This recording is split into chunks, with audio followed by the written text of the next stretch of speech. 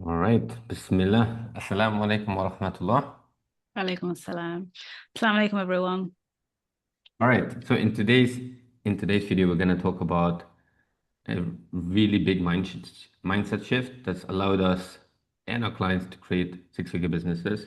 Hmm. Six-figure businesses working 4 days a week, and most importantly, businesses that are Allah-centered. All right. Mm. I'm really excited for this. Before we just like dive into the really juicy part, let's talk a little bit about why this is important and, you know, what happens if you don't do this. Yeah, subhanAllah. So I think some of the issues that come up when you're not when you don't have that mindset shift yet is you feel like you're chasing your tail a lot of the time. So there's a lot of overthinking and second guessing yourself and not making decisions. So you're not moving um and making that sort of forward trajectory towards where you want to go. But also there's a lot of starting and stopping because there's that self-doubt. So you start something and you never really see it through until you get to the point where you can see the fruits of your labor because you've stopped and started and stopped and started. So it feels like you're not going anywhere. But the reason why you're not going anywhere is because of this stop and start, right? And then usually there's a fear of taking a risk to moving on to that next level. Yeah. So let's slow down for a moment. I think you mentioned something that I think, most Muslim entrepreneurs go through. I know I went through it. So, you're overthinking, you're second guessing decisions, right? Mm-hmm. And it's essentially, right? Essentially, if that happens, well, let's slow down and think about what is the impact of that? What's the impact of someone showing up like that? So I'm showing up, you know, I'm thinking about making an investment in myself, but I'm constantly second guessing, is this the right investment? Yeah, there's a lot of energy that goes into that, but it's not moving you forwards. So you feel like you're doing work, you feel, the exhaustion, you feel the energy expenditure. But if you look back in 3 months, 6 months, a year, many years, sometimes you're still in the same place or you've Yeah. only moved minimally. So it doesn't feel like it's worth it. Yeah. Yeah. And I think this connects to what Abraham Maslow used to say, right? In every moment, you can make it two decisions. Yeah. Either you step forward into growth or you Mm. step backwards into comfort, Yeah. right? And even though, like, in that moment, it doesn't feel like, right? It doesn't feel like there's a consequence or there's a big reward, Mm. right? But he talks about it that psychologically, the first one, it expands you, and the second one, it shrinks you, Yes. right? And so every time we kind of make that decision to not move forward, Mm. right? Stay safe, Mm. right? We actually shrink. We actually, and I know you studied psychology, right? Like what Yeah. happens as a result of that is it's not just the consequence in the moment, right? There's a consequence happening in the future. Yeah, of course, because what you're doing is you're giving your brain evidence that you're trying, because there's this sense of I'm doing things, I'm trying, but you're not actually making any progress, you're not actually moving on. And so what happens is people get really frustrated and they also then start to believe that that's not for them. It doesn't work for them. It's not for me. I'm not capable. I'm not worthy. I'm not, etc., etc. But really, that isn't the problem per se. It's the actions, or rather, the lack of action that we're taking. Yeah. All right. We'll dive into deeper into what the solution is, and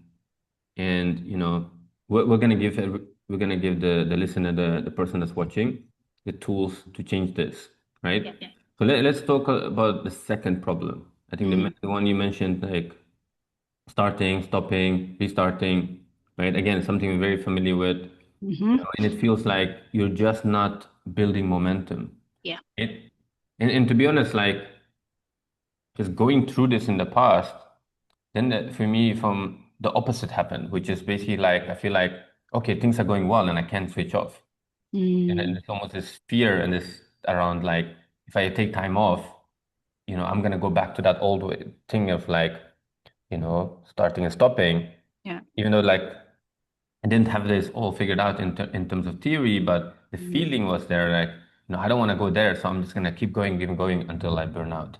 Mm. Yeah. And ultimately you do burn out because there's so much energy required to go from a place where you aren't moving, so the stopping, to starting Mhm. again. It's actually a lot easier to just continue. And when you're in forward motion, it's easy to continue in that forward motion. But when you stop and start and stop and start, what happens is, one, you're never going to really see the fruits of your labor, but also you feel that energy expenditure. So you feel like, I'm working really hard for this thing. And so, but you're not seeing the results. And so again, you're giving yourself evidence that this thing doesn't work for you. It doesn't happen for you. It happens for other people, especially if you're in a setting where Mm. you're seeing people getting results, they're building the business that you want, or they're just doing the things that they want in whatever area of their life. You're giving yourself evidence that this isn't working for you. And we'll start to internalize that and think it's about us, as opposed to you're just not giving that consistency. And this is why, Allah says He loves that which is small and consistent, because you're moving Yeah. and you're staying in motion and you're continuing to make progress. And little bits of progress compound over time. But when we do this stop start thing, and we do this in Deen as well, we do things like, I'm going to read a juz a day outside of Ramadan. It's like, if that's not your habit and you're going from, reading a page, reading a juz is going to be really huge. But we're like, it's not, if it's something small, it's not worth it. It doesn't feel like I'm expanding Mhm. enough energy. It doesn't feel like I'm honoring this thing in this way. And so we do something really huge. Ultimately, it's going to fail because we don't have those habits or routines or those anchors in place. But what it does, which is the bit that we really need to be aware of, is there's a psychological cost to that, which is what you Yeah. start to believe about yourself then starts to become really negative in relation to this area. Yeah. Yeah. And I think this is a big one for, Muslim entrepreneurs, Muslim Mm, coaches. And I know that when I kind of, figure this out, you know, things start changing, and looking back, that's what created exponential growth. mm, So yeah, again, we're gonna come back to this. We're gonna go deeper onto this, So we're gonna give you guys the tools to not just be on the left side, but also not completely get on the right side. And I think that's often what happens is people go from constantly starting, stopping to like hustling, and both have like drivers, right? There's mm, belief driving both. We're gonna unpack that. Okay, so the third one, the third one is interesting because mm, a lot of us come from jobs, right? Where there's security, where we don't need to take a lot of risk, right? And then we start a business, mm. right? All risk, or it Yeah, feels that way. exactly. And then you talked about, there's this point where, you're scared to take risks, Mm. right? I know we're gonna go deeper on this, but what's the consequence of this? So the consequences of not taking risks is, one, there's never any growth, but Mhm. two, you don't change, because stepping into courage and taking risks helps you to grow. It builds your tawakkul, it builds your self-respect for you. It gives you evidences that when you take risks, good things happen, right? It's like when we're making dua for something and then we're not taking any action on it. It's like, where's the tying of the camel Yeah, element, right? And so it builds tawakkul, it builds trust. And that's why it's so important. And again, not taking any risk shrinks you because you're not giving yourself any evidence that actually Allah subhanahu wa ta'ala does answer my du'as, that He does provide, that when I take huge moments of courage, that there is a reward. One thing I always say to my clients is, courage is always rewarded.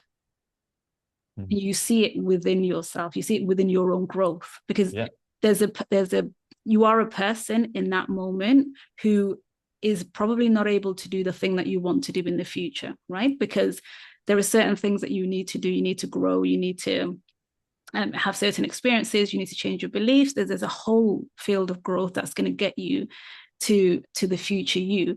But in order to be able to do that, you have to start showing yourself that this is possible for you, because you start making different decisions. And that first big investment that you make in yourself really rewires your brain. yeah, yeah. And it comes back to what I said earlier, right? Like it creates Mm, that plus one, yes. right? You expand with every decision. Yeah. Okay, and here's the thing, just to show people what's possible, right? I coached a client, I think it's a year and a half ago, high performer, works for one of the biggest consulting companies. And for months, he was stuck at this point thinking, shall I leave my job? Mm, Right? He worked incredibly hard to get to that point, mm, made a lot of success. but was working like 10, 12 hours a day, really good pay, a lot of potential for growth, Mm, but it was no freedom. And it was completely the wrong culture. We mm, didn't want to be there, right? Long story short, and this is the thing that maybe we'll share a little bit on that. I'll make a note on that. Is that risk doesn't mean you just jump off a cliff yeah. and build a parachute. I saw that once in a I think it was a co-working space. It said an entrepreneur is someone that dives off a cliff and builds a parachute on the way. Personally, for me, that that freaks me out, right? Mm, I've done skydiving, but that doesn't make sense, no, right? So we don't need to take that kind of risk, yeah. right? We don't need to do what Elon Musk did, where he sold PayPal, made tens of millions, and then put everything on the line, couldn't even pay rent, Mm, invested in SpaceX and Tesla. We don't mm, need to do that. We hear sometimes these stories, right? And Alhamdulillah, there's a framework that we can use to make decisions, right? And coming back to this brother, subhanAllah, in 6 months of coaching, he left the job mm, and managed to secure his first contract as an entrepreneur, and it was a 3.2 million contract. inshallah. Yeah. Now, here's the thing, Courage that is always needed. the outcome was way beyond what we expected, Yeah. right? But the amazing thing is it came all from that one decision to say, you know what, I'm gonna take that courageous action, Yeah. Because right? that action expanded him and changed him. Exactly, exactly. And a lot of the things we actually talk about today, we implement all of that into the co in the 6 months with him. And this is the beautiful thing, right? Also, like if you usually in our mind we make things a lot worse than it is. But the worst case scenario is actually not that bad. No. Most of the time we don't end up homeless. Most of the time we don't end up, begging for food or for money. So yeah, this is again, these three are really important and they happen all the time and they happen to all of us. And so Yeah. number one, we need to be aware of them. And then I think the fear is, right, if I don't change all of this, if this continues, I Mm, might go back and work for someone else. And I think, yeah. for a lot of us, I think that's will be the worst case scenario, the nightmare, right? It's like I have to close my business, I have to work for someone else, and a lot of people around us gonna probably tell us, "I told you so." Yeah. And the fear of going back to a job or career that you wanted to leave in the first place, right? So it's that pain of I took a decision and the decision took me back to where I started, which is, I mean, how likely is that? But it feels very present, it feels very real. And that fear of being ridiculed by people or Mhm. failing in public. Yeah, yeah. Okay, so this mindset shift basically is creating from the future and not from the past and not from the present, right? So Yeah. let's dive in and actually just to show people what's possible. Like we're gonna talk about 5 principles that if you embody this and then put this into practice, Mm, things will completely shift. yeah. Right? And having said that, just before we dive in, I think just to put a frame on this whole conversation, I think one thing that gives us an unfair advantage is this idea of a 10-year mindset, right? And that's again connected to, of course, the future, Yeah. right? A lot of us, we're our focus is so short term, and I think it's Bill Gates. It's one of my favorite quotes. He said that. Most people overestimate what they can do in a year and underestimate what they can do in 10 years, Yeah. right? When you have this mind, so what we're not saying is like put these things into practice and things will magically change. Yeah. A lot of times, when you make these small changes, when you change how you show up, Mm, on the outside, you don't see a difference in 3 months, 6 months, maybe even in one year, right? But if you look at two people and the way they're showing up, over 2, 3 years, there's exponential, the change is like huge, yeah. right? The change is huge. So this is the invitation, inshallah. Grab a pen and paper, make notes. Mm, It's gonna be really valuable. yeah. And cool, cool. Let's dive in, inshallah. So let's look at, we talk about the problems, right? We talk about the problems. So the solution is the opposite of that, right? Instead of just constantly being second guessing things, we need a proven strategy. Yeah. Right? We talked about the analogy of, when you're constantly second guessing, you're not sure, you're in a maze, right? And you're not sure where to go, left or right, and sometimes you go in circles. Yeah. Okay? But the opposite of that is, you know, you grab your Google Maps, and if you want to go from London to Manchester, you put in the destination, and it will give you a few options, Yeah. You have right? a route, a clear route, right? And as long as you Yeah, stay on that route, you will get from A to B, inshallah. exactly. And this is the thing, right? This is exactly also the value of having a good mentor, a really good coach, someone that has that proven strategy, right? So you can follow that, right? And make decisions based on your plan. Yeah. And I And think what you're also able to do is you're able to troubleshoot along the way because things might come up on that journey and you may then not know what to do, but you're able to Mhm. troubleshoot as and when things come up without getting into your head and then falling into that stop and start or that indecisiveness. You know where you're going, you've fixed the issue, you continue on with the journey. It's a lot smoother that way. Yeah, yeah. I mean, that's really important, right? To understand as an entrepreneur is because it's not going to be a straight line. Never is. Even if you follow, you know, there's so many different strategies that can take you from zero to like 6 figures a year to 7 figures a year, right? Personally, like I really dislike those programs or mentoring programs or business programs that basically this is the only way to do business, Yeah, because it's just not right? true. And there are a lot of different ways. But like you said, once you have a proven strategy, you Mm, need to implement, you take imperfect action, and then you need to keep reviewing and keep improving. yeah. And we'll talk a little bit about how to do that. Let's talk also about the next thing, right? I think we talked about, this whole starting, stopping, restarting, right?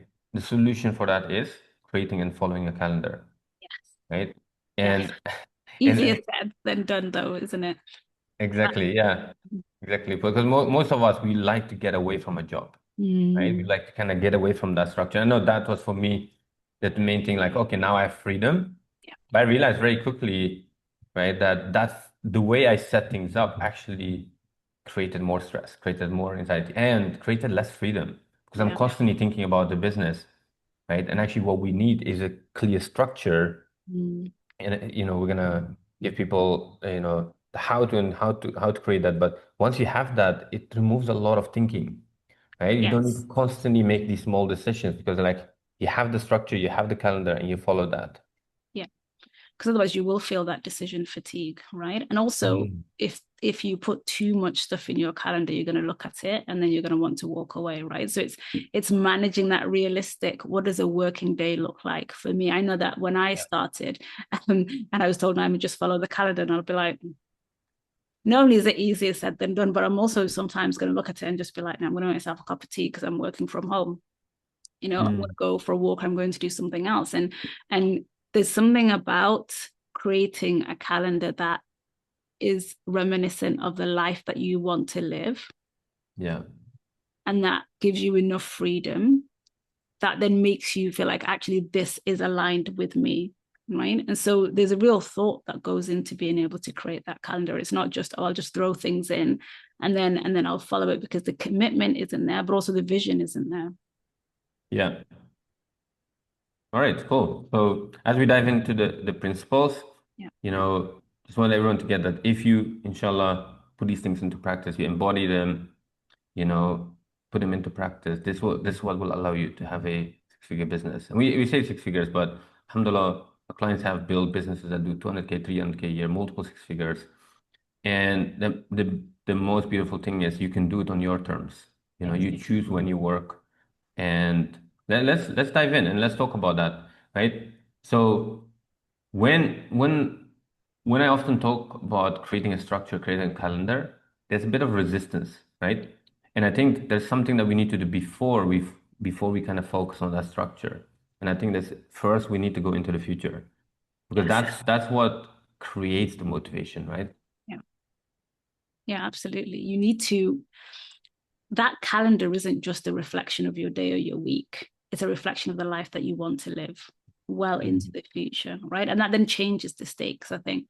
And so it's really being able to look at what life do I want to live. And I know that what really shifted for me was creating an ideal day that I wanted, not necessarily that what I was living in that moment, because I had too many clients and I was starting to feel burned out, just thinking, actually, I'm just replicating a little bit of the chaos of what I knew when I was teaching. And that is naturally our mind goes to what's familiar anyway. So you're just going to create a familiarity of whatever Yeah. situation you came from, even if you're trying to get away from it, because familiarity is really powerful. And realizing I was just creating that for myself and thinking, actually, what is it that I want my working day to look like? And I knew there were specific things. I wanted each salah to be an anchor, because one of the pains in my previous job was the fact that depending on whether we were in winter or summer, really, I could pray Duhur or Asr, but never Mm, both.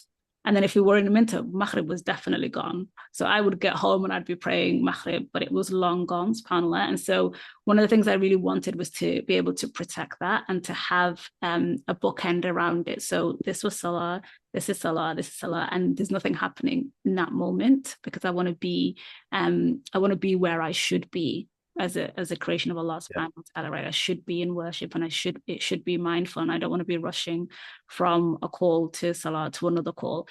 And so really creating that, but also thinking that, you know what, I actually just don't want to work on a Friday. I want a day to myself. You know, I was raising young kids. I was working, and so I had that mum hat on. I had a large family, alhamdulillah. And I needed some time for myself to do things just for Naima. And so creating from that place, I was like, actually, I don't want to work on a Friday anymore, so that's gone. I also want to make sure that I have these periods where I can actually slot in my salah, and that would then give me availability where it would say to clients or potential new clients, this is when I'm available. And really, that is Yeah. all that I was available. And that one decision comes from a place of courage, because it's actually, I want this more than I want the money. I want this Yeah. more than the financial reward. Is that I'm looking, these are the things that are important to me, and I'm going to prioritize them. And that's how you personalize your calendar. And in the beginning, it doesn't feel like you can do that, because you're trying to create something to either create a new job or career, or you're trying to get out of one, right? So you're coming from that place. And the energy has a slight whiff of desperation about it. I think when you slow down, and as Muslims, when we really slow down and think, well, my risk is guaranteed anyway, which Mm, we know intellectually, but we don't always act from that place, right? But once we really sit with it, like, what am I rushing for? yeah. And there's a Mm, real shift then. yeah, And and really I think honor your calendar. you mentioned a few important things that I want to actually Mm, just highlight. And this is, I learned this, I think it's like 4 or 5 years in, right? So th this can save people a lot of time and a lot of pain. Is you want to, number one, get clear on your lifestyle, not your business, right? yes. Because a lot of times we start with like, I remember going to a business event. Yeah, I think that was my first like big business investment. That was like a 15,000 pound program. And we're all in the room and they're asking us, where do you want to be in 12 months? And almost everyone's like, yeah, I want to create 6 figures in income Mm, because that, gives us a good life, allows us to take care of our families. And we all started to kind of, map out how the business would look like, yeah. right? And while that's good, I think that should come second because when you first get clear on your life, right? And Stephen Covey talked about that in his book High Performance Habits, Mm, or the 7 habits of highly effective people. He talked about that, right? Like start with the end in mind. Because if you put those big rocks in first, then you can put those little things in. But if you put all the little things in, there's no more space for the big rocks, no. right? So, so number one, we want to put the Deen in, Yeah, because right? for us, that is the end destination, right? We're just kind of passing through Definitely. dunya, and that's the end destination. I think it feels misaligned when we do it the other way around, because it doesn't fit for us. Yeah, exactly. And I think this, even though it makes sense, I think there's probably like for most of us that there's a belief that kind of makes this difficult. And I know Mm, for me, the belief was, well, that takes a lot of time, right? yeah. So for me, it was mostly in the beginning, the first few years, it was, oh, let me just have as many meetings as I can Mm, because if I work more, I can earn more. So that's mm, like usually the belief, right? And that's mm. a job mindset. Yes, If I yes. work longer hours, I can make more money. I remember like I need more money and I went to my boss and he's like, Okay, we'll just do overtime, work in the weekend, work, I even did some night shifts, Mm, right? And you see like, okay, more hours equal more pay. yeah, But in business, it doesn't work like that. So we bring that often into business and we need to, one, shift that belief, right? yeah. Because when we believe that, we just keep doing more. And I remember for me, the prayer mat was there and I would just basically squeeze in Salah. Mm, Sometimes like the last 10 minutes, let me just quickly squeeze in and it's mm, rush, rush, rush, yeah, right? Because I thought if I have more time for business, I will make a lot more money in the business. So yeah. one thing is, so it's a bit hard, right? But this is where, again, like you said, talk comes in. Because now, if I block out my time for Salah, each Salah almost takes 20 minutes, 30 minutes. Mm, Especially, I think for the brothers, like we want to ideally go to the masjid. But mm, even if you pray at home, you don't want to rush it, right? Because if you rush it, you're essentially telling something. You're basically saying like, hey, you know, my meetings are more important than this, right? mm, And something that we talk about in the second principle is, the Barakah culture versus the Has culture is that actually if you block out your deen first, block out family time, right? Those are the things that actually put more barakah in your time, yes. And I right? think you have to be in a place where people are doing that to see it, because it doesn't make logical sense, because we can't see barakah, right? It's not a tangible thing. Mm, But you can see, if I work more hours, like we've all had jobs. So if I've worked more hours, I got more money, right? And then I think sometimes what we say to ourselves, which is we delude ourselves because it comes from this place of thinking we have time, is we tell ourselves, I only need to do this for a short period. So I'll do mm, this for a short period. I'll work lots of hours, I'll make money, and then I can structure my life so that I'm working less. It's almost the idea of I'll practice when I'm older. It's pushing it into yeah, the long grass. And the reality is, well, none of us know how long we have, but also there's no fulfillment to that, right? In the remembrance of Allah, do hearts find rest. So you mm, feel that lack of peace, you feel the anxiety, you feel that you're like a hamster in that hamster wheel just going around, and you can't even enjoy the fruits of your labor anyway, because you're not spending quality time with your Lord, and you're definitely not spending quality time with your family. And so it feels like the more I do, the greater the result. That's not what Islam tells us. exactly. And I think the important thing is in a lot of these principles that we talk about, they connect to each other. Yeah. Is, sometimes I see the mistake people make is that they don't put enough effort. Yeah. Yeah, And that's it. other times, and that was me, like that's the start stop mindset, and Mm, just basically showing up as an amateur, yeah. right? Following my feelings. Like when I don't feel like doing work, I don't do work. But then we go to the other extreme, and we see unfortunately, a lot of Muslim entrepreneurs also here, where it's Mm, just hustle, hustle, hustle, and embodying that hustle culture, right? So you do need to work hard, but if you're working more than 8 hours, you're doing something wrong, yeah. right? And I actually just scribbled this down on the iPad, and I think this is one way we can shift it. But the normal mindset is, let's say if my hourly rate is £100, Mm, I work, let's say 8 hours, I make £800, mm, right, in a day.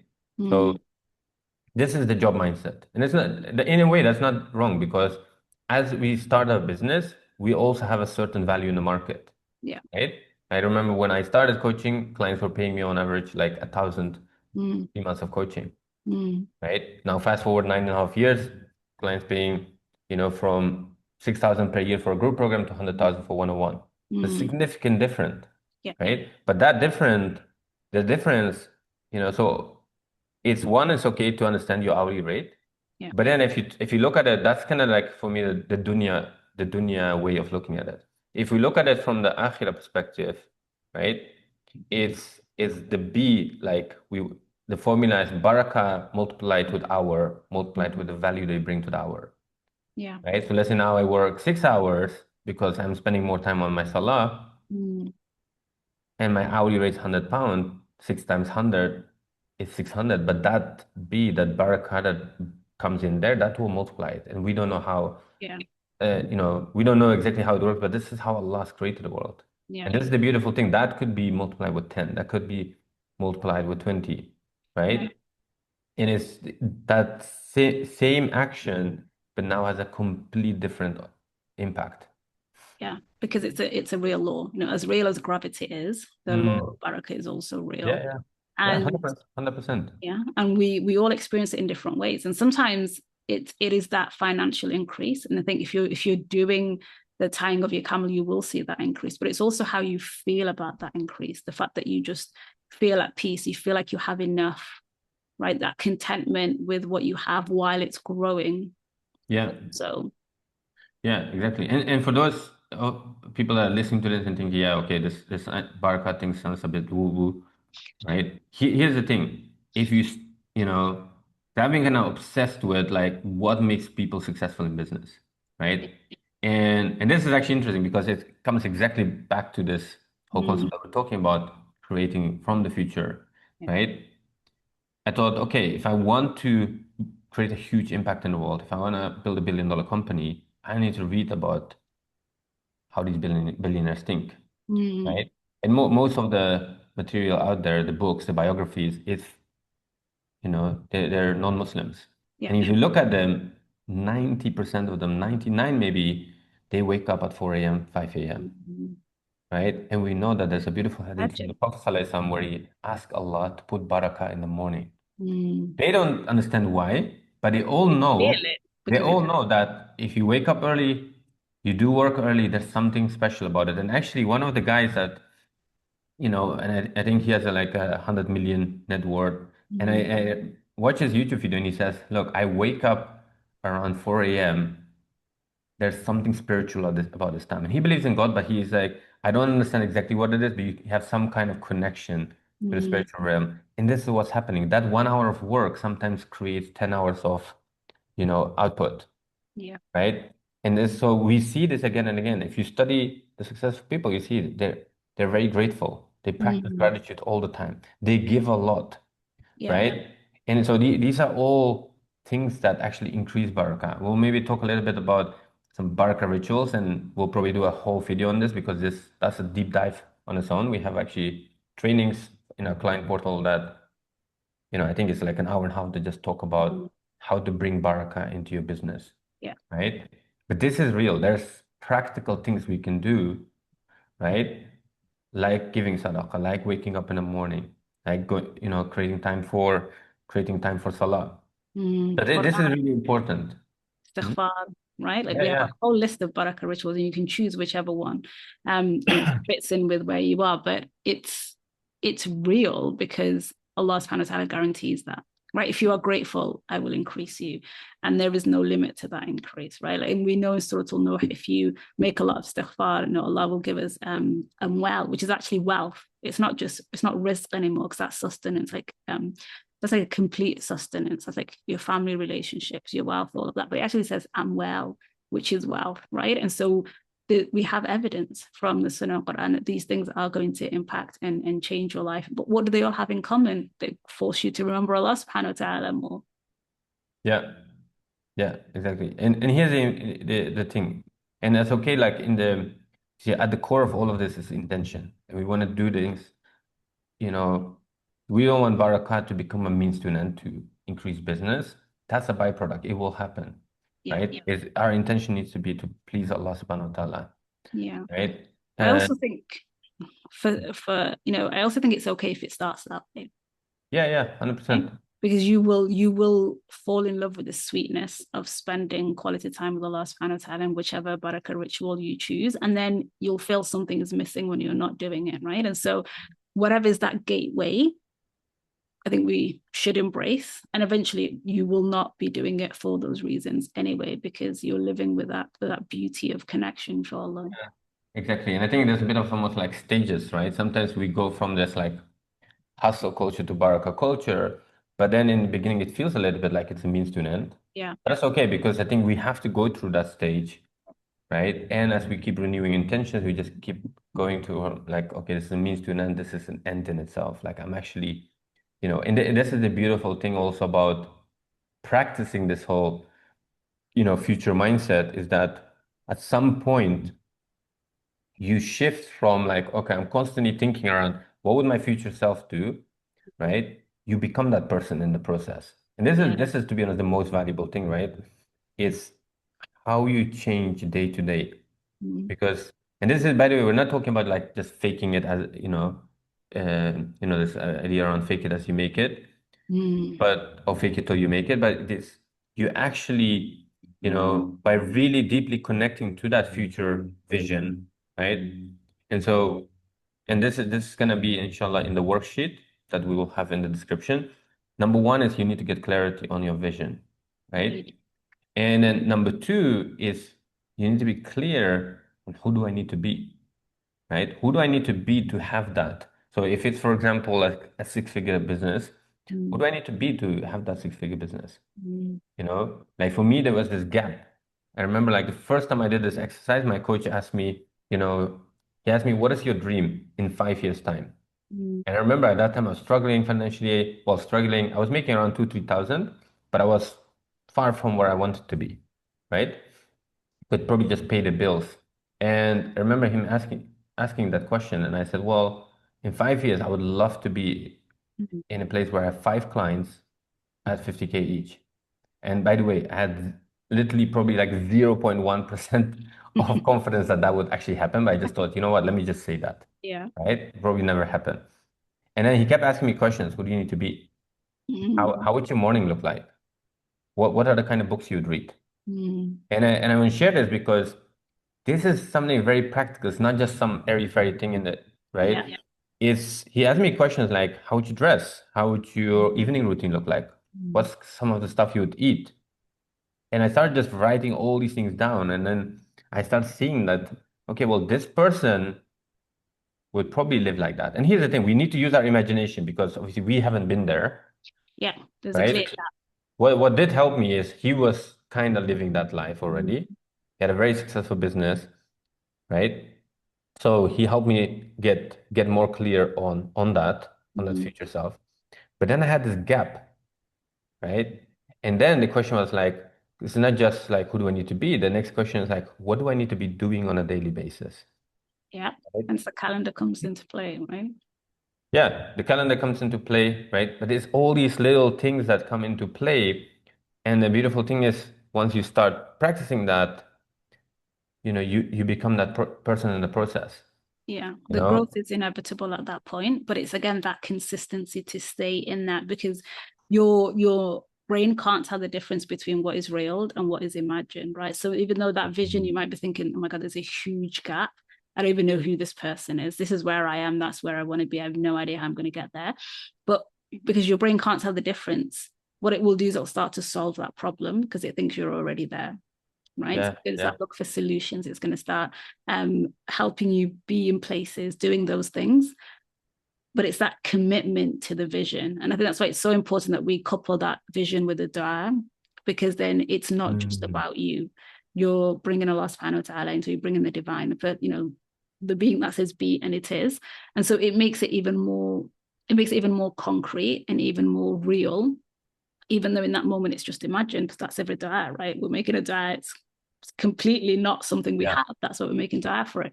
But the more you can do that on a daily, on a weekly basis, you can revisit that vision and you start to live that vision. You start to talk about that vision and really embody it. And I think that's why it's so important to be in groups and communities where this is happening, because it's not happening in your real life. Right? If you go and you say to people in your real life, your friend, your husband, etc., and you're like, so I'm going to build this six-figure empire from nothing, they're going to be like, okay, great, I'll make that happen for you, but they think, okay, she's gone crazy because what evidence is there? What is this based on? It sounds like complete delusion, but isn't yeah, every dua delusional anyway? Because it's something that's completely out of your reach. And so it's having spaces where you can speak that, and people are like, yeah, of course it's going to happen. It's going to be amazing. Inshallah, we're making dua for you. And then you can see people who are actually walking that path, who are ahead of you. And then what happens is it makes it more and more and more real for your mind until it just becomes the path that you're following, inshallah. yeah. And that's probably like if there's a bonus principle, it would be that, right? I think is you have to create the right environment. Yeah. And that doesn't mean, that sometimes, you have these limitations. Like I remember when I first did that, I lived in a one-bedroom flat, and Mm, the only things that I had access to were like post-it notes, and I would just stick them mm, on the wall around reminders of who I mm. wanted to be. Yeah. And these are little things that we can create to tap into that future self. I remember on my whiteboard for years it said fearless, loving, present, playful. Because Mm, like, okay, these are the most important things that the mm, 50K coach that I want to be. yeah. These are the qualities that that person will embody. And Mm, here's the thing, by the way, right? And from time to time, I will try to share real examples because these things work, yeah. right? And alhamdulillah, when you actually, there's a lot of paradox in life, but also a lot of paradox in business. Mm, When you focus on money, you will actually struggle. When you yeah. focus on getting more clients, you'll struggle, right? Mm, It's like trying to chase a butterfly. The butterfly will just, it's hard. It's hard to catch mm, like that, right? But when you actually start focusing on, becoming this future self, mm, right? You become more valuable in the process.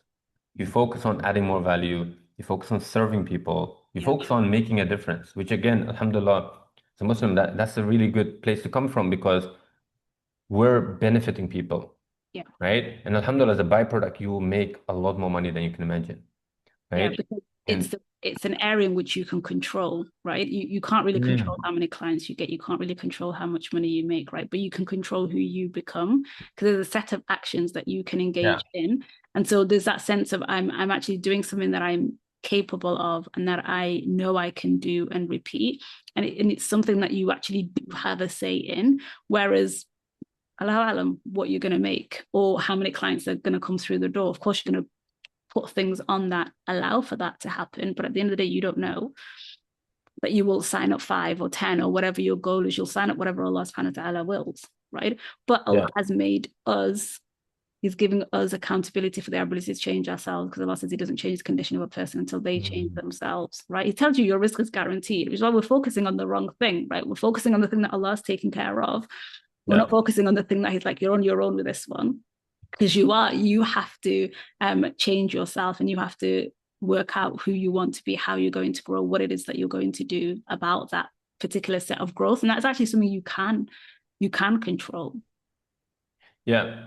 And I think this control thing is really interesting Mm, because I've seen a lot of Muslims that talk about this and then they almost like play smaller. mm, And and it's because I think it's an important thing to focus on what you can control. But again, with this mindset of focusing on the future, yeah, right? Because actually, interesting thing is, and we created a modular on this in our coaching certification, we did. right? Is that when we get really clear on that future, and Mm, we're not just getting clear on it, is we're connecting to it every day. We're visualizing it, you know, we're connecting to the feelings of having that already. Something changes within your brain, right? you're Like the rewiring in real time. Yeah, and what's called the RAS, reticular activating system, right? Whatever you focus on, that's where the energy goes. You start noticing things. Yeah. So, and subhanAllah, of course, this is all from Allah subhanahu wa ta'ala. And here's the thing, and here's an invitation for everyone that's listening to this.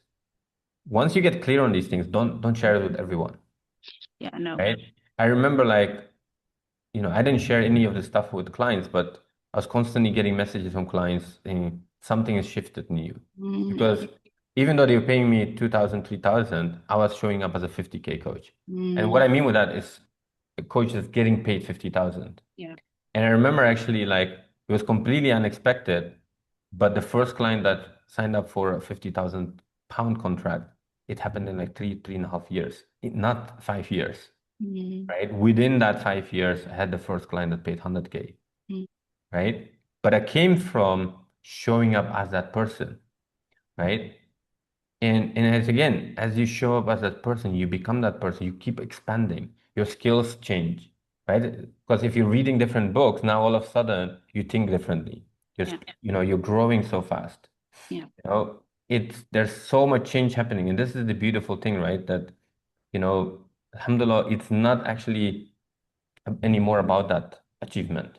And this is what we want to get people to really be clear is that, you need to get clear on that vision. And we don't want to make it just about money or business. We want to connect it to our akhirah, Yeah. right? We talked about creating time for salah, creating time for family, which ultimately Mm, is the things that matter the most, right? yeah. Um, so yeah, so that's principle number one, creating from the future, not the past. Yeah. And just to also like talk a little bit about the other side. Usually what we do is creating from the past means just, oh, I I earned like 12,000 last year. So That's already let me terrific. just aim for 14,000. Yeah, You yeah. know, let me just, like I've never been disciplined, so I'm just gonna try to be a little bit more disciplined. Which Mm, again, those things are not bad. Creating from the present or the past is not bad. That's mm, what 95% of people do. yeah, But it's not what really creates change, right? Because when you make small changes, but if you focus here, you can go from like someone that's struggling with discipline to someone that becomes very disciplined, yeah. right? Because all of that's Practical. already in us. Allah has put all those qualities within us already, right? We don't need to find discipline. It's there. We need to develop it. And I love what Steve Chandler used to say. It's like all these things that you're looking for, Mm, they're there, but they're not developed, yeah, right? And yeah. that's such a big insight because when you actually realize that Allah has put confidence in you, Allah has put, Mm, you know, good thinking, Allah has put all of that in you, yeah. right? The abundance mindset. A lot of these things that we're looking for that we think like, oh, you know what, I need to find it somewhere else in a book. I need to find it somewhere else in a course. It's already there in you. Alhamdulillah. Allah's created us, in the best of forms, subhanAllah. Yeah. And with the best of discipline. I always say there is no way you can be a Muslim who's practicing even a little bit of the deen and then come to me and say, I don't have discipline. It's the first thing that I hear Mhm. from a lot of my clients. And I'm like, how's that possible? You're literally fasting all of Ramadan. There's no evidence here that you're not disciplined. What you mean is that you're having particular issues with a certain area. Yeah. And we're labeling it something that isn't true because you are inherently a disciplined person. Yeah, subhanAllah. All right, khair inshallah. Because of time, of course, let's go to the next principle. And what we're gonna give you guys, we're gonna give you guys these different principles, and inshallah, again, Mm, I think a lot of these principles will have their own videos, and we'll link them around this YouTube video because a lot of these things, it requires more thinking around it. It requires for you to build a system around that. yeah. And this is one of the most valuable things is, inshallah, we want you guys to think about not just like, hey, what do I need to do, Mm, right? The doing is good. What's much more important is who do I need to be? Not just like, hey, what habits do I need to build? What systems do I need to build? And one of these systems is building your future self and yeah. getting clarity on your future self. So the next principle is this hustle culture versus barakah culture. And we talked about this quite a bit. And I think this comes up a lot in entrepreneurs that are kind of going from like Mm, making 2,000, 3,000 a month to really getting to that six figures, right? And maybe in another video we can talk about how this even plays a role in going beyond that, mm, right?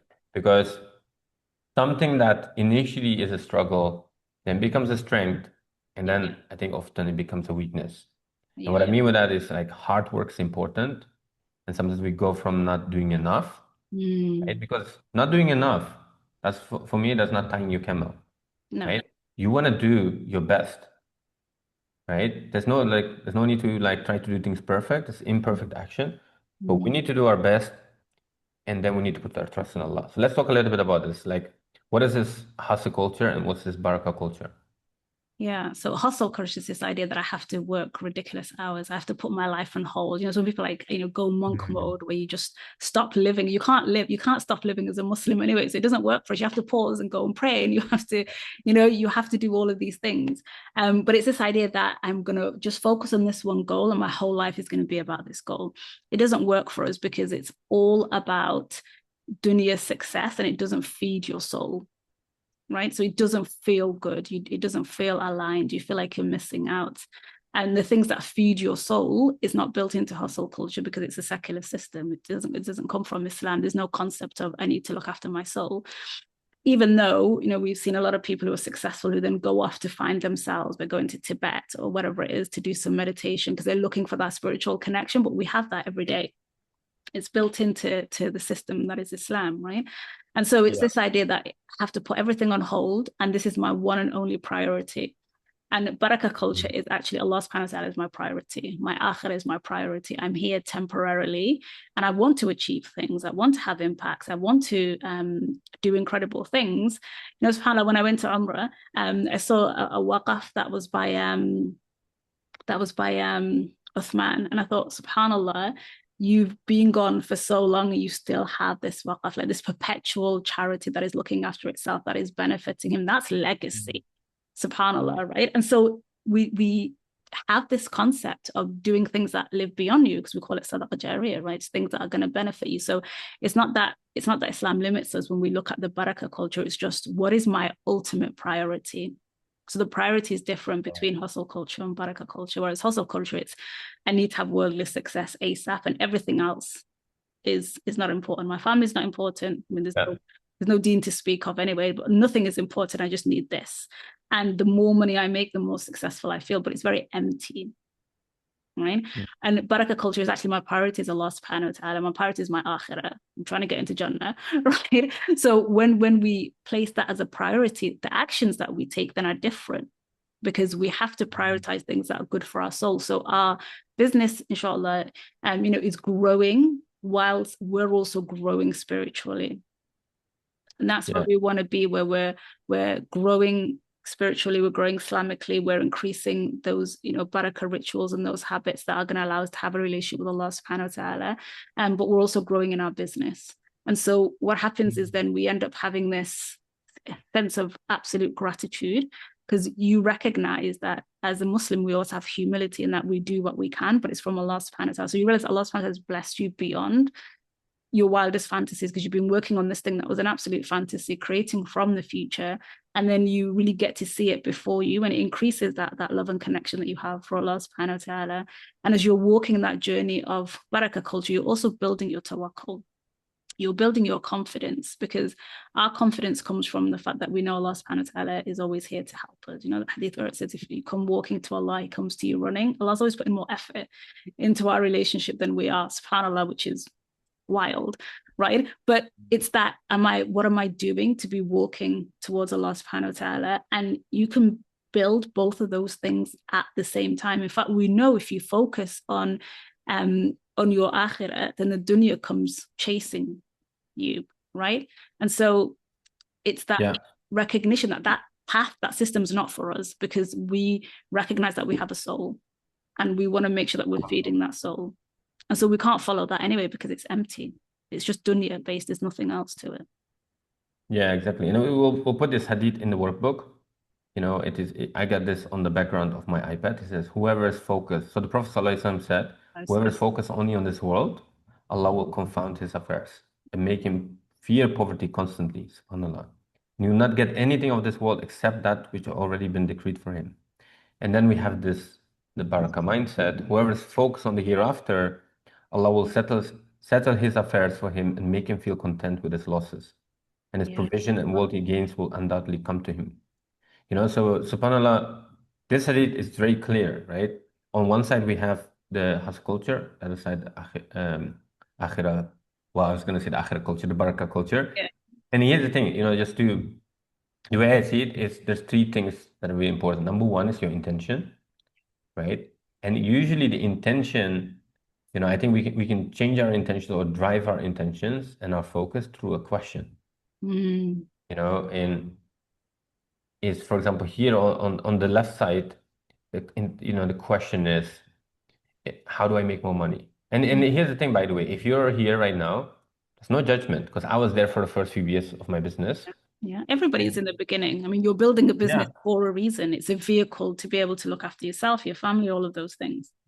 exactly, yeah. And it's not a bad question, but we No. don't want that to be the first question.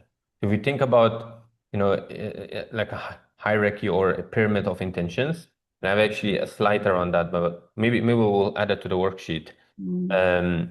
Is that the level one, the bottom of that pyramid is, how do I make more money? So how do I Mm. grow materialistically, Yeah. right? Again, not bad question, but we don't want that to be the first question. The Mm. question that we want to ask is, how do I please Allah, right? How do I go to Jannah? How do I please Allah? Mm. That's the the barakah mindset. And so when we change the question, we change our focus, right? And actually, right, subhanallah, if we look at all of this, everything we're talking about, this is how already Allah is teaching us. In the Quran, it's exactly the same, right? Allah wants us to have this future mindset, because constantly when Allah describes the believers, the people that believe and the people that do righteous good deeds, Allah talks about the reward, right? There's this river in Jannah, and talks about all the things the believers get. Yeah. And Allah talks about, and this is actually thing, we've talked a lot about getting clear on the future that you want. Mm, And I think there's something really powerful as well around visualizing the future they don't want. And this is something that I remember when I attended Tony Robbins' flagship program like UPW. He did this visualization, and I think it's so powerful. He got us to basically first visualize what would happen in the future if you don't change. mm, This is the thing, right? This is actually really important that everyone needs to connect to, right? That you don't stay the same. We talked about this earlier, right? Like every decision you make creates a plus one or minus one. You do a lot of minus ones, that's how you end up in depression, yeah. right? Psychologically, you keep shrinking, right? Mm, You keep shrinking. And subhanAllah, so when you think about the future, if you don't change, the future will be very painful. yeah. And that's what Allah is also sharing with us, right? That hey, look, on the other side, what will happen to the people? There's the fire. And Allah describes it in detail, right? SubhanAllah. So Yeah. May Allah really, protect us. But yeah, yeah, it's I that mean, making it really visceral, right? So that there's an emotion attached to it because we're yeah, emotional creatures as humans, and that's why in the Quran we have Jannah and we have Jahannam because ultimately human and Allah knows what He created, and ultimately humans have a psychology where they want to move away from pain and they want to move towards pleasure, right? So Jannah being the pleasure, that's why it's described so vividly, and Jahannam being the pain, which is why it's described so vividly. So we can be like, no, thank you, I don't want that.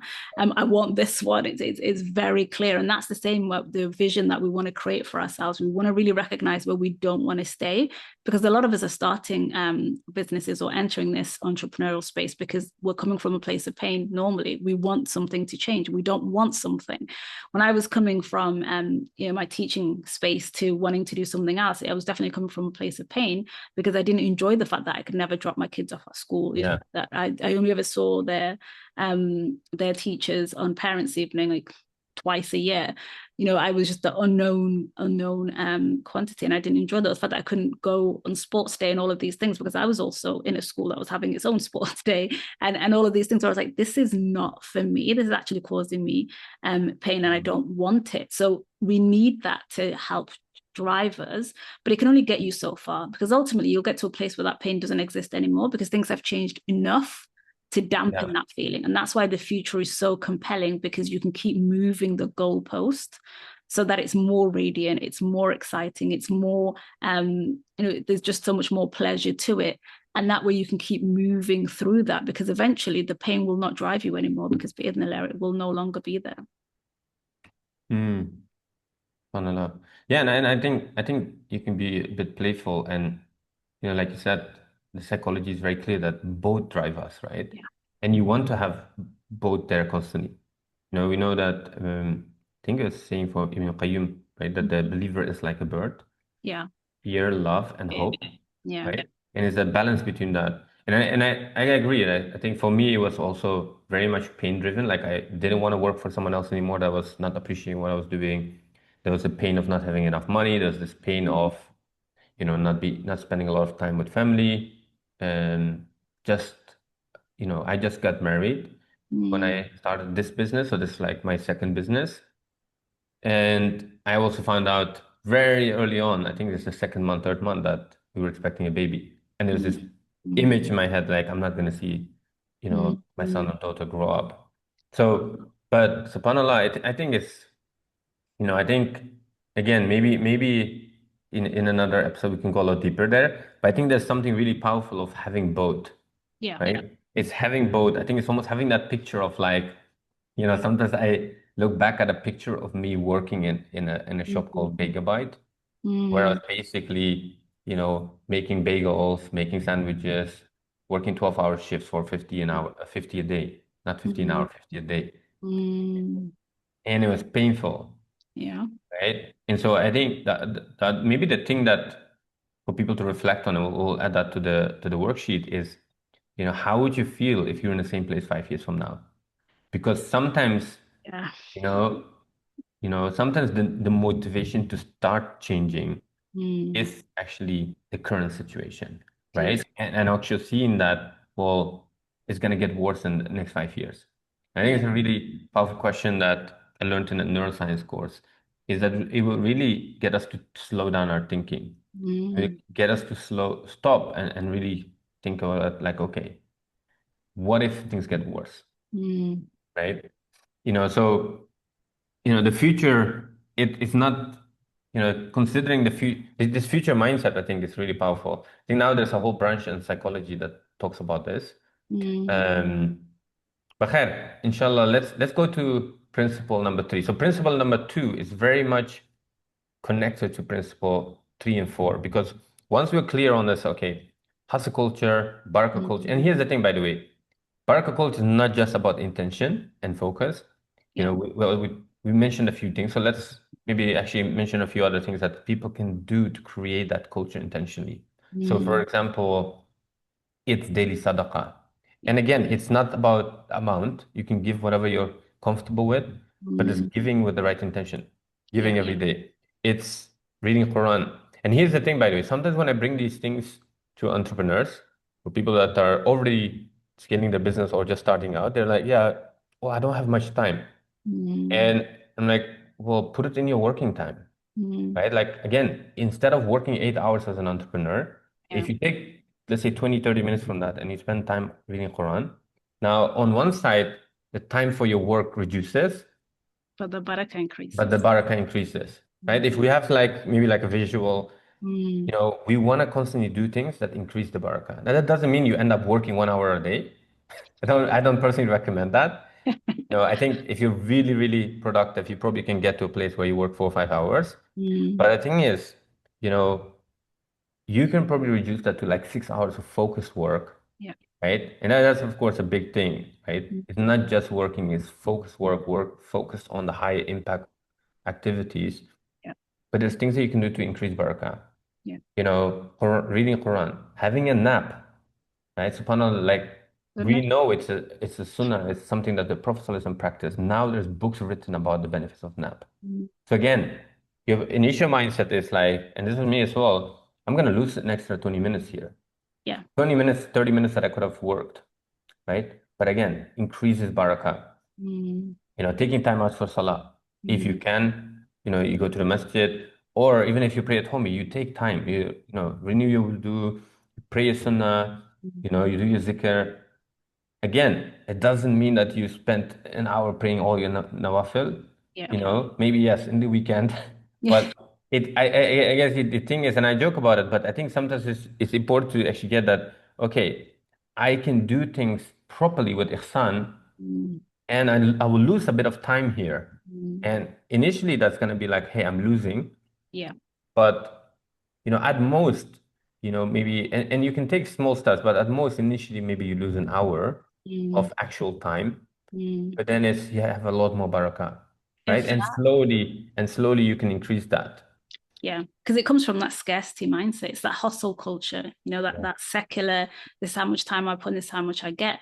But Allah subhanahu wa ta'ala guarantees that the time that you give for him, he will give you something better. So you already know, actually, that is the best 20 minutes I could have spent today. That is literally the best 20 Mhm. minutes of my day.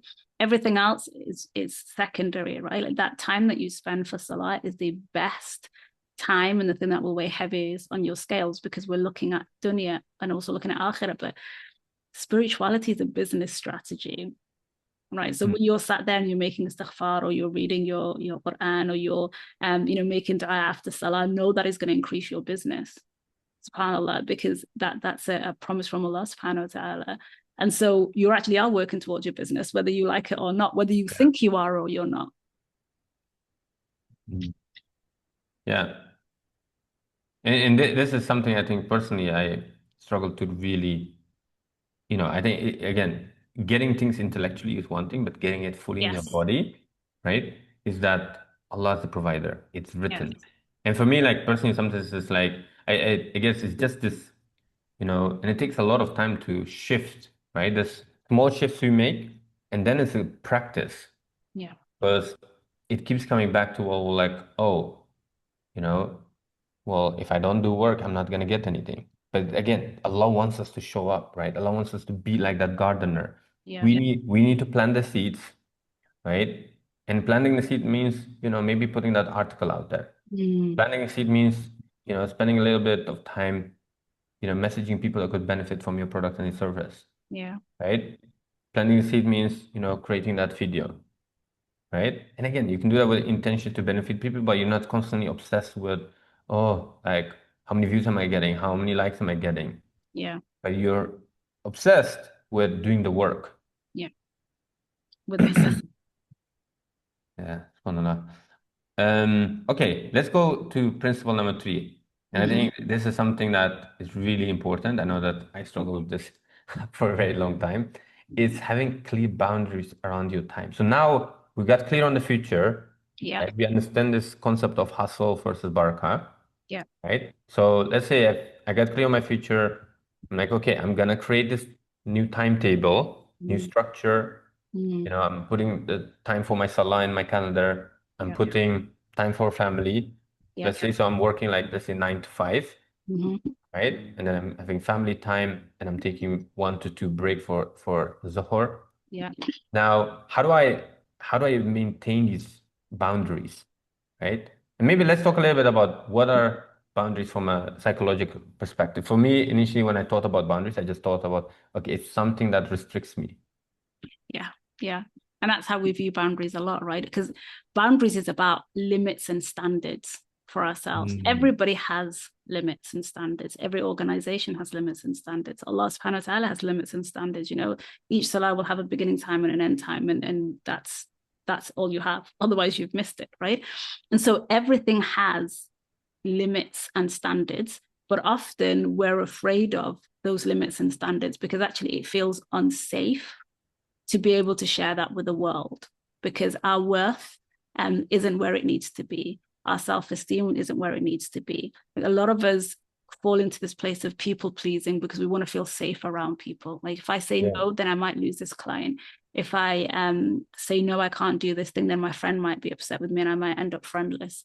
If I, say no to my kids for a particular thing, then they may not have a relationship with me when they're older. There's all these fears around boundaries, but the reality is boundaries keep things clean and Yeah. clear. And when we have good boundaries, it really allows you to develop respect for yourself, but also other people respect you.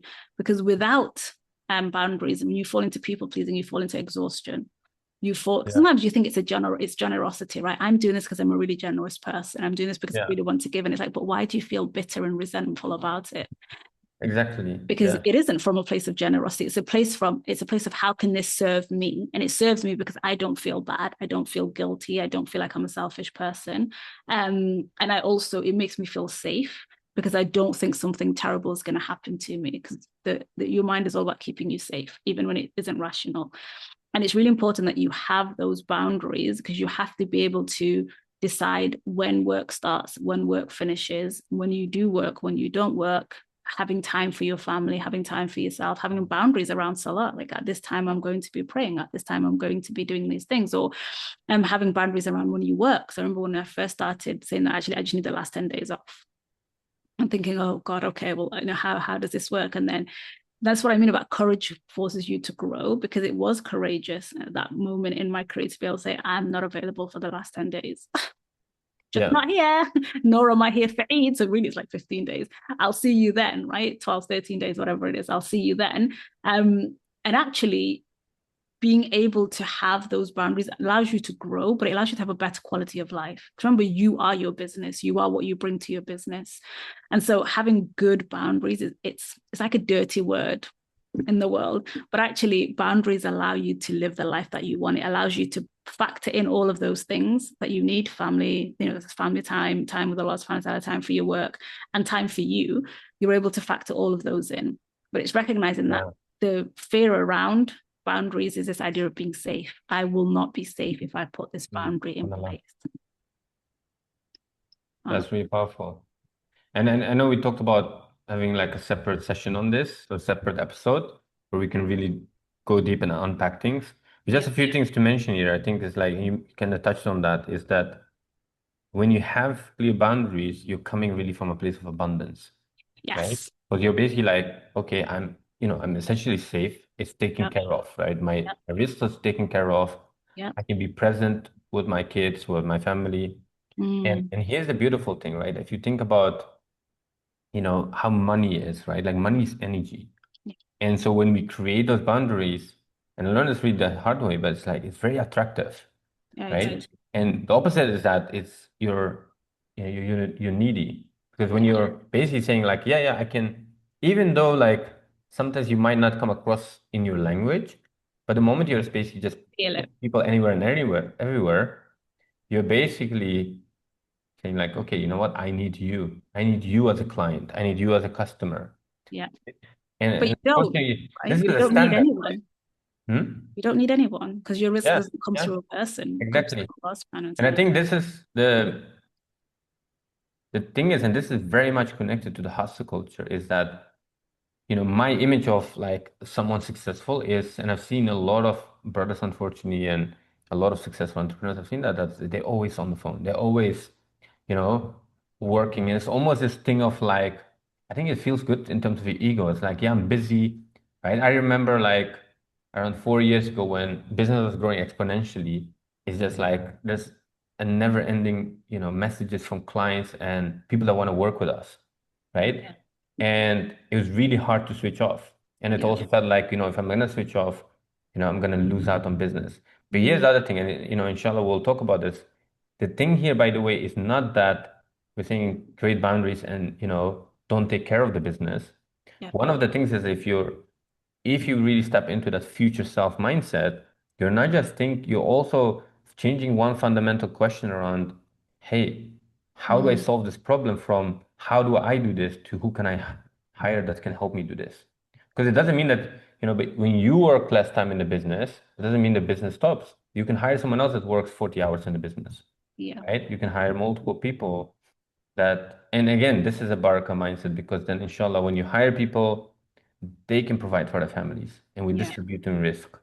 Yeah. So just to, kind of like maybe wrap up that boundaries part, because I think this Mm. is such a deep topic and I think it's, you know, definitely, maybe a few episodes to unpack that further Mm. is, I guess the main, there's also like a belief underneath that, right? Like it's like, you know what, like you said it, I'm safe, you Mm. know, I can, because it's uncomfortable. One is it's uncomfortable to say no because I feel like, we're most of us are like recovering people pleasers. Yeah. Yeah. But it's more than just that, right? Like I think it's also like, this is probably why for well, what really helped me is really connecting to that future self, Mm. right? And then almost like coming from that place, like, okay, my future self wouldn't say yes to everyone. My No, future you self can't. will hold boundaries around pricing, Yeah. right? My future self will hold boundaries around who I work with. Yeah. Because boundaries is not just time, it's also Mm. the type of people I work with, the type of Yes. customers I take, right? I don't need to become a slave to my business or to my customers. This whole Mm. idea around like the customer's king or queen. Mm. Personally, I think it's, of course, customers are really important. Mm. But a lot of that's again the hustle culture, Yes. right? We don't need to become slaves of our customers. No. No, we're slaves of Allah, and Alhamdulillah, that's what we need, Mm. right? Um, yeah, I'm aware also that inshallah we need to wrap up. So Mm. this is obviously a big topic. Just It's, to really wrap up, Alhamdulillah, we talked about some really important principles. We talked about creating from the future, not the past, mm. right? And we'll, inshallah, in the worksheet that's available. And again, you don't need to opt in. We'll give it to you. And what we want you to do these exercises, create your future self, get clarity on it. Inshallah, we'll do another session, another episode where we actually do a visualization. I know you're really good at that, where we take people through a visualization where they can imagine that future Mm. self, where they can really connect to that feeling, because that's Mm. really important. Right? We need to use everything holistically. It's not just, Yeah. getting it on paper. But first step is getting clarity on that. Then getting really clear on who do I need to be, what do I need to do. Then inshallah, we bring it all together into an actual physical timetable or physical. It can be digital, of course, but it needs to Yeah. be something that you can follow. Mm. Something that you create once and then you review it, you optimize it, but Yeah. it removes a lot of these like thinking every day and decision Decision making. fatigue, Yeah, essentially. Yeah. exactly. So, and of course, taking in mind that we need to do things in the right way. Deen first, family second, self-care, and then work.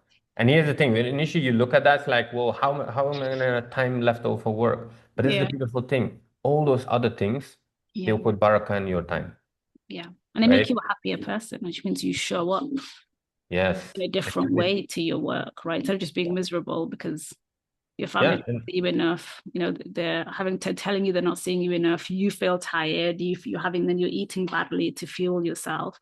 There's a whole list of things that then force Mm, you to feel unwell or force you to feel as if you're operating subpar. Whereas when we take care of all of those needs, you're coming into your business full of energy, full of life, full of, abundance, recognizing that Allah's got this. And my only job is to tie my camel. And this is the activities that I'm doing to tie my camel. I'm done. The day's finished. My laptop's closed. I'm good to go and live the rest of my life. exactly. And actually, the most important thing, right, to have a successful business is you and how you think, right? Yeah. It's not how hard you can work, No. because there's people in third world countries that work harder than us, but unfortunately they don't earn much, Yeah. right? And I think it's, again, the research is very clear that people that take rest, right, they think better. Yeah. People that sleep more, and again, we're not saying sleep 9, 10 hours a day, but if you look after yourself, you eat well, sleep well, Yeah. exercise, you do all those things, you're more happy, you perform better, you think better, Yeah. right? And that's what really makes a difference between, entrepreneurs that really make a difference in the world, build a legacy, whether it's whatever they call a 6 figure, 7 figures, Yeah. And enjoy and it. entrepreneurs that burn out. Yeah. Yeah. Yeah, because Um, you're not a machine. You need to stop. You need to rest, yeah. and you bring to yourself your business, and the quality of what you're bringing is made up of all the things you do outside of the business, right? Yeah. SubhanAllah. All right, khair, inshallah. As we wrap up, I'd love to, for you guys to write in the comments what are your biggest takeaways. Write down your two, three biggest takeaways and what action you will take. Yeah, And inshallah, you know, it always starts with a little commitment. And the commitment, my invitation is to get that worksheet, block out some time. mm, If you can do it now, great. If not, block out some time and invest in your future self.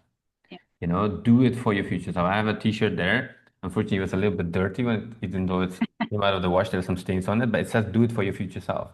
yeah, And this is what we need to do, right? mm, We need to, inshallah, practice these little things, take time out, and it's gonna make a big difference.